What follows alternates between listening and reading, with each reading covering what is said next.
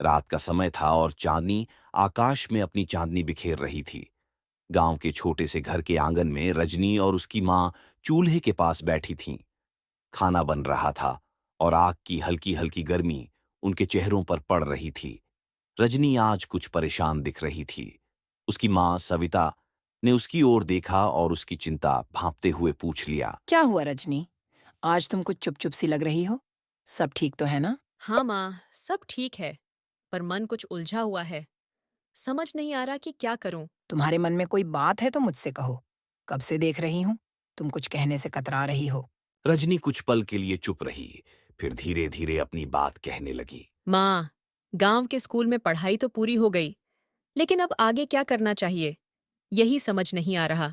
शहर जाकर पढ़ाई करने का मन है, पर वहां का खर्चा कैसे चलेगा?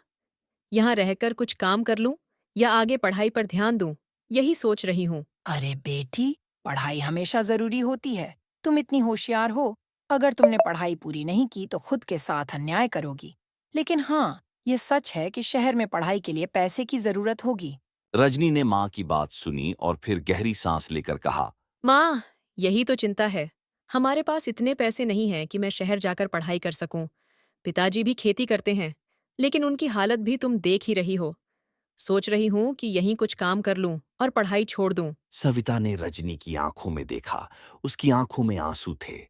माँ ने उसकी ओर हाथ बढ़ाकर उसका हाथ थाम लिया। बेटी, जब मैं तुम्हारी उम्र की थी, तब मुझे भी पढ़ने का बहुत मन था। लेकिन हालात ऐसे थे कि पढ़ाई छोड़नी पड़ी। मैं नहीं चाहती कि तुम्हारे साथ भी ऐसा हो। अगर तुम्हारी पढ़ाई के लिए हमें कुछ भी करना पड़े, हम करेंगे। रजनी की आंखें माँ की बात सुनकर नम हो गईं। उसने धीरे से कहा। लेकिन माँ, हम कैसे करेंगे? शहर में रहना और पढ़ाई का खर्च उठाना आसान नहीं है। मैं नहीं चाहती कि मेरी वजह से आप और पिताजी पर बोझ बढ़े। सविता ने उसके सिर पर प्यार से हाथ फेरते हुए कहा। बेटी, जीवन में कभी-कभी कठिनाइयां आती हैं, लेकिन उनका मतलब यह नहीं होता कि हम अपने सपनों को छोड़ दें। तुम इतनी मेहनत से यहाँ तक पहुंची हो, अब पीछे हटने का सवाल ही नहीं उठता। तुम्हारे पिताजी और मैं तुम्हारे साथ हैं। हम मिलकर कुछ न कुछ इंतजाम करेंगे। रजनी ने माँ की आंखों में आत्मविश्वास देखा। वह जानती थी कि माँ हमेशा उसकी भलाई चाहती है, लेकिन उसकी उलझन अभी भी बाकी थी। माँ, अगर मैं शहर चली गई तो आप दोनों का ख्याल कौन रखेगा? पिताजी की तबीयत भी ठीक नहीं रहती और खेत का काम भी तो बहुत है।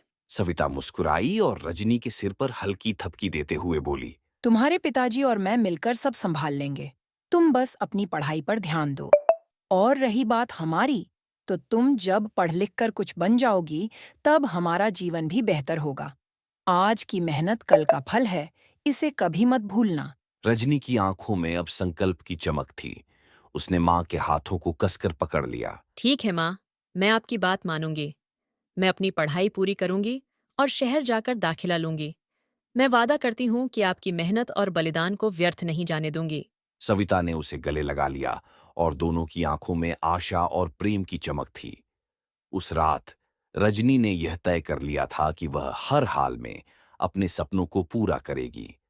उसकी माँ का विश्वास और समर्थन उसकी सबसे बड़ी ताकत थी।